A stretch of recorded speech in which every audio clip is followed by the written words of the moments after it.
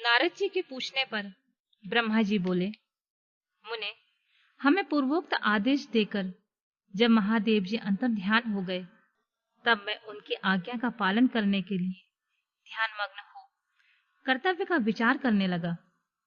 उस समय भगवान शंकर को नमस्कार करके श्री हरि से ज्ञान पाकर परमानंद को प्राप्त हो मैंने सृष्टि करने का निश्चय किया।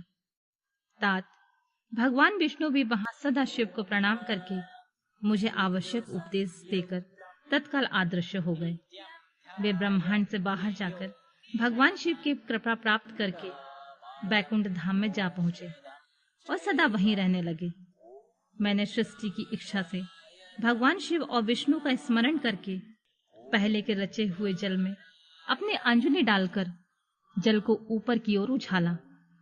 इसमें वहां एक अंड प्रकट हुआ जो 24 तत्वों का समूह कहा जाता है। विप्रवर, वह विराट आकार वाला अंड जड़ रूप ही था। उसमें चेतनता न देखकर मुझे बड़ा संशय हुआ और मैं अत्यंत कठोर तप करने लगा। 12 वर्षों तक भगवान विष्णु के चिंतन में लगा रहा। तात वह समय पूर्ण होने पर भगवान श्री हरि स्वयं प्रकट हुए और बड़े प्रेम से मेरे अंगों का स्पर्श करते हुए मुझसे प्रसन्नता पूर्वक बोले, ब्राह्मण, तुम वर मांगो, मैं प्रसन्न हूं। मुझे तुम्हारे लिए कुछ अदेय नहीं है। भगवान शिव की कृपा से मैं सब कुछ देने में समर्थ हूं। ब्रह्मा बोले, महाभाग, आपने जो मुझ पर कृपा की है वह सर्वथा उचित है, क्योंकि भगवान शंकर ने मुझे आपके हाथों में सौंप दिया है। विष्णु, आपको नमस्कार है। आज मैं आपसे जो मांगता हूं उसे दीजिए। प्रभु, वह विराट रूप 24 तत्वों से बना हुआ अंड किसी तरह चेतन नहीं हो रहा है, जड़ीभूत दिखाई देता है। अरे, उस समय भगवान शिव की कृपा से आप यहाँ प्रकट हुए हैं। अतः शंकर की सृष्टि शक्ति या विभूति से प्राप्त हुए इस अंड में चेतनता लाइए। मेरे ऐसा कहने पर शिव की आज्ञा में तत्पर रहने वाले महाविष्णु ने अनंत रूप का आश्रय ले उस अंड में प्रवेश किया। उस समय उन परम पुरुष के सहस्त्रों मस्तक, सहस्त्रों नेत्र और सहस्त्रों पैर थे। उन्होंने भूमि को सब ओर से घेरकर उस अंड को व्याप्त कर लिया। मेरे द्वारा भली भांति स्तुति की जाने पर श्री विष्णु ने उस अंड में प्रवेश किया। तब वह 24 तत्वों का विकार रूप अंड सचेतन हो गया। पाताल से लेकर सत्यलोक तक की अवधि वाले उस अंड के रूप में वहां साक्षात श्री हरि विराजने लगे। उस विराट अंड में व्यापक होने से वे प्रभु बैराज पुरुष कहलाए। पज्यमुख महादेव ने केवल अपने रहने के लिए सुरभ में कैलाश नगर का निर्माण किया, जो सब लोगों से ऊपर सुशोभित होता है। देवर्षि, संपूर्ण ब्रह्मांड का नाश हो जाने पर वैकुंठ और कैलाश, इन दोनों धामों का कभी नाश नहीं होता है। मुनि श्रेष्ठ, मैं सत्यलोक का आश्रय लेकर रहता हूँ। तात महादेव जी की आज्ञा से मुझ में सृष्टि रचने की इच्छा उत्पन्न हुई है। बेटा, जब मैं सृष्टि की इच्छा से चिंतन करने लगा, उस समय पहले मुझ में अनजान में ही पाप पूर्ण तमोगुणी सृष्टि का प्रादुर्भाव हुआ, जिसे अविद्या पज्जक अथवा पज्ज पर्वा अविद्या कहते हैं। तत्पश्चात प्रसन्नचित होकर शंभु की आज्ञा से मैं पुनः अनासक्त भाव से सृष्टि का चिंतन करने लगा। उस समय मेरे द्वारा स्थावर संज्ञा के वृक्ष आदि की सृष्टि हुई, जिसे मुख्य सर्ग कहते हैं। यह पहला सर्ग है। उसे देखकर तथा अपने लिए पुरुषार्थ का साधक नहीं है, यह जानकर सृष्टि की इच्छा रखने वाले मुझ ब्रह्मा से दूसरा सर्ग प्रकट हुआ, जो दुख से भरा हुआ है। उसका नाम है तिर्यक स्त्रोता। जो सर्ग भी पुरुषार्थ का साधक नहीं है, उसे भी पुरुषार्थ साधन की शक्ति से रहित जान जब मैं पुनः सृष्टि का चिंतन करने लगा, तब मुझसे शीघ्र ही तीसरे सात्विक सर्ग का प्रादुर्भाव हुआ, जिसे ऊर्ध्व स्त्रोता कहते हैं। यह वेद सर्ग के नाम से विख्यात हुआ। वेद सर्ग सत्यवादी तथा अत्यंत सुखदायक है। उसे भी पुरुषार्थ साधन की रुचि एवं अधिकार से रहित मानकर मैंने अन्य सर्ग के लिए अपने स्वामी श्री शिव का चिंतन आरंभ किया। तब भगवान शंकर की आज्ञा से एक रजोगुणी सृष्टि का प्रादुर्भाव हुआ, जिसे अवाक्य श्रोता कहते हैं।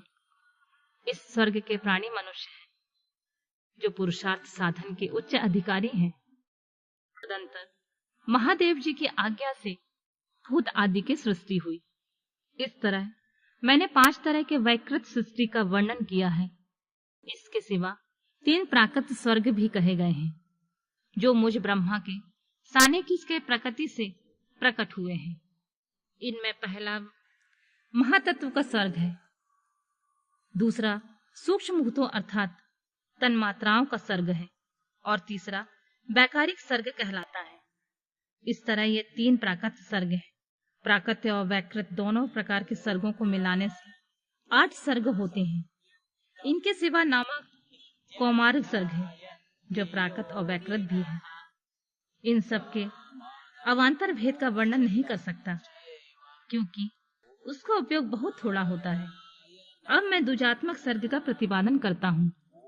इसी का दूसरा नाम कौमार स्वर्ग है।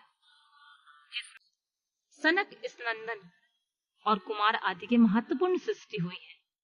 सनक आदि मेरे 4 मानस पुत्र हैं, जो मुझ ब्रह्मा के समान ही हैं। वे महान वैराग्य से संपन्न और उत्तम व्रत का पालन करने वाले हैं। उनका मन सदा भगवान शिव के चिंतन में ही लगा रहता है।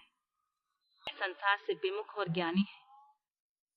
उन्होंने मेरे आदेश देने पर वे सृष्टि के कार्य में मन नहीं लगाया।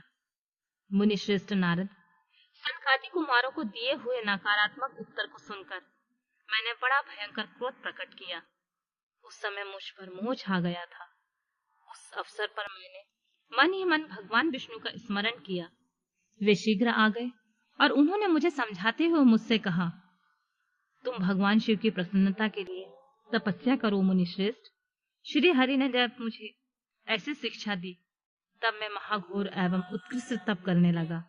सृष्टि के लिए तपस्या करते मेरी दोनों भौहें और नासिका के मध्य भाग में, जो उनका अपना ही अभिमुक्त स्थान था, महेश्वर की 3 मूर्तियों में अन्यतम पूर्वांश सर्वेश्वर और दया सागर भगवान शिव का अर्धनारीश्वर रूप में प्रकट हुए, जो जन्म से रहित तेज की राशि सर्वज्ञ है।